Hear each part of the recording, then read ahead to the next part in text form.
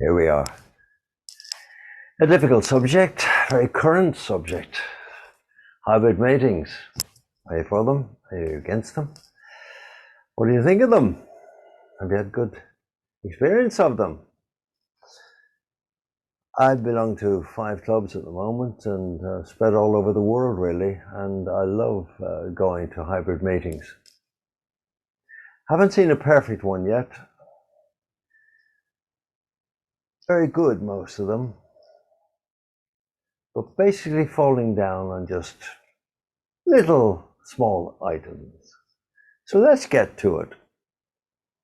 The best club I've come across right through the world is Brisbane. Brisbane Sunrise, Toastmasters. They meet at 6 o'clock on Monday morning, their time. That comes out at about 8 o'clock on Sunday evening for us.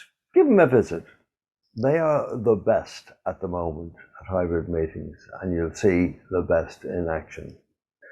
I work very closely with them, and they listen to what I say because I've been in the music industry all my life, so I know sound inside out. You know, microphones, acoustics, everything. Because that's if I don't get it right, I don't get paid. That's what I always say. They've got a very natty pamphlet thing that they'll let you have, which shows exactly what they do. And this is basically what it's all about. You can see that the room is set out in quite a non-traditional way. You've got the tables right up and down the room on each side. You can see the way the guys are sitting at it, so they can see the speaker and they can see the screen. Just moving your head, and that's it. You can see from that where the lighting is. They prefer that lighting because then they can dim down the room and they can see the screen better. Nice idea. Your club may not need that. Don't know until you try. This is the way the room is set out when you look at the plan view. And you can see that the tables, again, up and down the room, chairs. 2 laptops, by the way, 2 laptops. I'll get into that in a minute. Camera with a tripod on.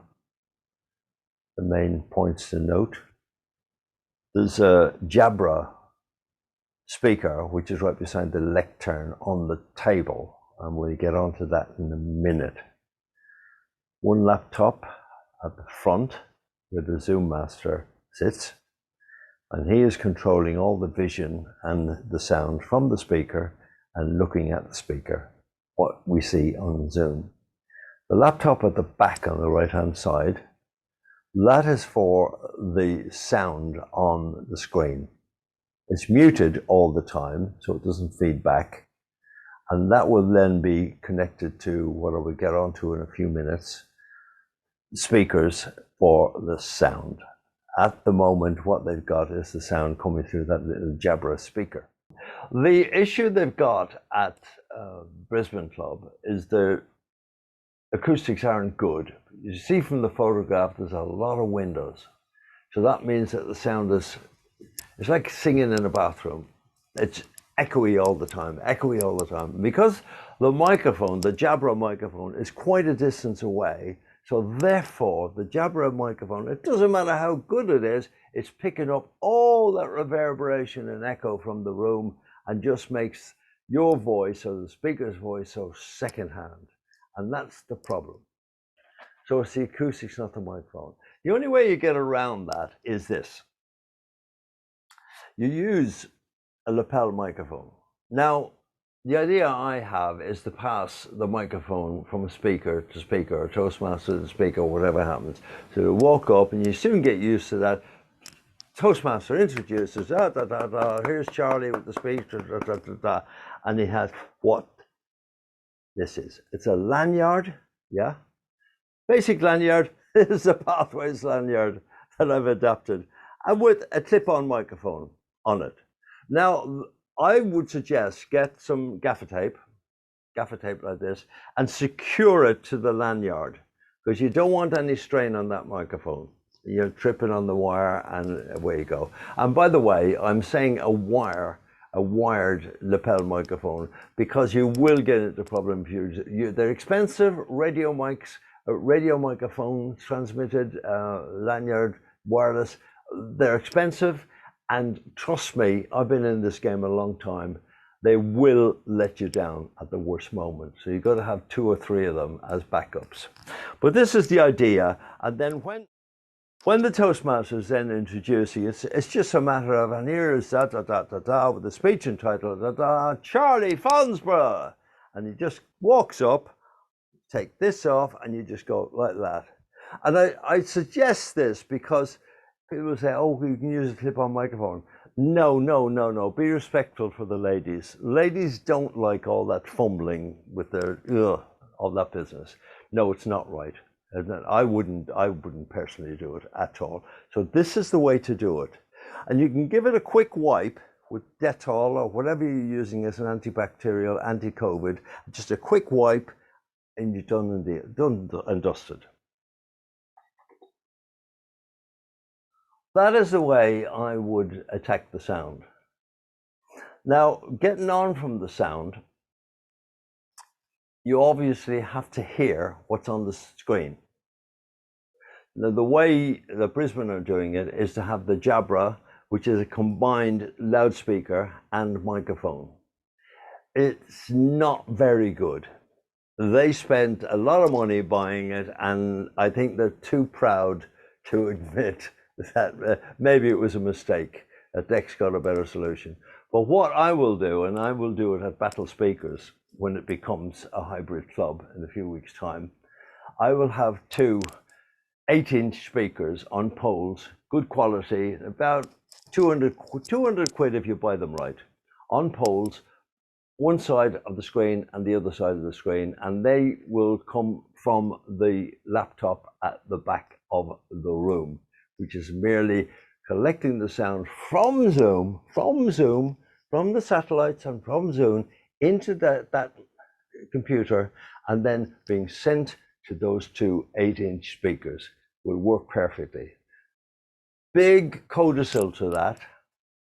When the Toastmaster, the speaker, is speaking live, and the guy who's controlling that laptop, he has got to switch the sound off. Otherwise, you will get what's called latency. You may want to write that down, latency. At the moment, that's running at 64 milliseconds. When 5G is rolled out, it'll go down to 0, very near 0. But that is the delay. You remember the old days and the phones and all that, and you'd speak and you'd hear the echo coming back. Sometimes you get it on Zoom. There's 2 microphones going on at the same time. But that's called latency. Now, to get around that, when the person is speaking, the Toastmaster is speaking, or the speakers are speaking live, all the guy at up the screen end on the laptop, just turn the sound down, so you won't hear it. Okay, you only turn the sound up on that laptop when you want to hear the sound from the screen.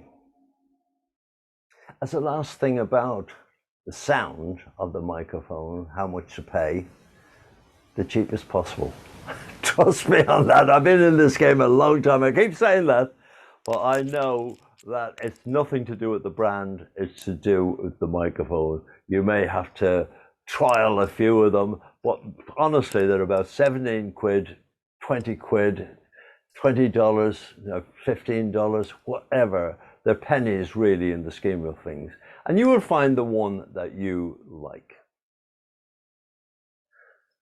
There's something to be aware of as regards the setup that you will have, is that for the microphone to go in separately into the laptop, you have to have a last generation laptop where the sound and the microphone was separate. You will find them. Just have a little look and you will find them. They may not be very new, but they'll be good. They will work for you. The reason why we want the microphone going in separately to the earphone out is that the microphone will be going to the guy who's speaking live, and the earphone will be for the guy operating the laptop. Yeah? Make sense? Let's get on to the visuals now. You need two cameras, basically. I've seen programs and meetings with just one camera, and no, I think the two cameras much better. You'll see it at Brisbane. And you have one camera on a tripod right in front of the speaker. The quality depends on yourself. Again, don't go for makes, brands, but Logitech are very reliable. Anything Logitech has never let me down. This is Logitech I'm using at the moment.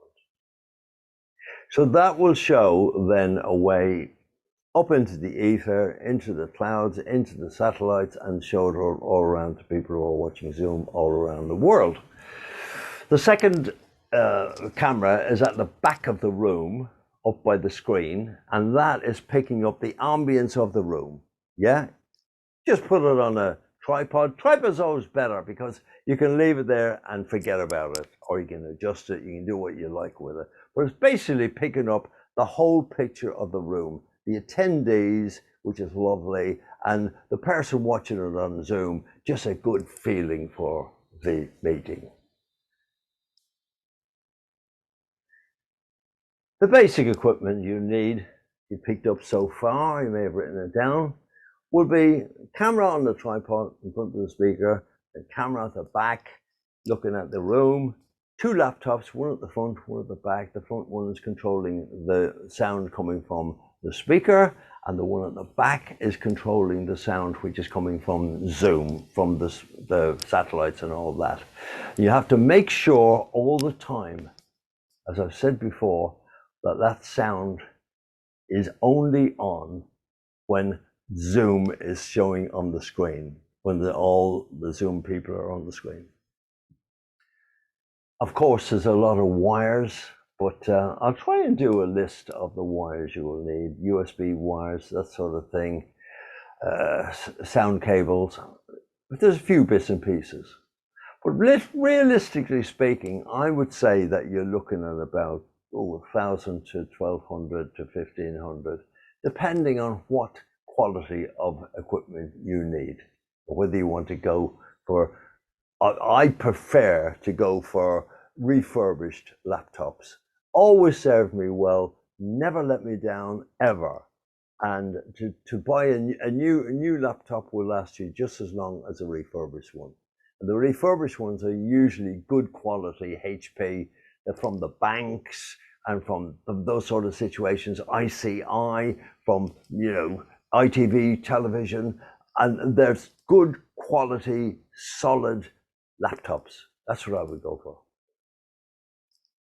So let's get down to the nitty-gritty at the end of the day stuff. To make a hybrid meeting successful, I suggest you need 4 good quality tech guys, 4 in the pool. Because odds sods, one of them is going to be sick or has to go to a birthday party or whatever, is getting married or whatever, has to go to the Bahamas, has to go to a seminar, anything can happen. That leaves you with 3. Now, of the 3 that turn up, then one of them gets sick or has to go home because he's got a flat tire or any reason come on. Then you're left with 2. And honestly, you need 2 people minimum to operate a proper hybrid meeting. I've seen them try to be operated with 1. No, doesn't work. You need 2 guys. 1 guy up the top controlling the laptop that's got the microphone coming into it and controlling all that, the vision, yeah? And then the other guy at the back who's controlling the camera at the back, not that he needs to control it, he just sets it up and leaves it. And he's also controlling turning the volume up and down according as the guy is speaking at the front. So trust me on that, you need a pool of 4 techie guys. If you haven't got that, don't bother, because you'll only give yourself grief, or it'll only go off half-cocked, as they say, and it'll be a mess. It'll be dreadful. I've seen the situations of just leaving a laptop at the back of the room. It's awful, believe me. It's awful. You've probably seen it yourself. It's awful. Another thing I want to touch on is the cables. Now, I haven't touched on the cables at all, but I will give you a list of the cables that you will need. You probably want more anyway. But the main thing is when you're jointing cables, because you will be of necessity using 1/8" plugs and sockets, and they are prone to letting you down, especially when you're jointing, when you use.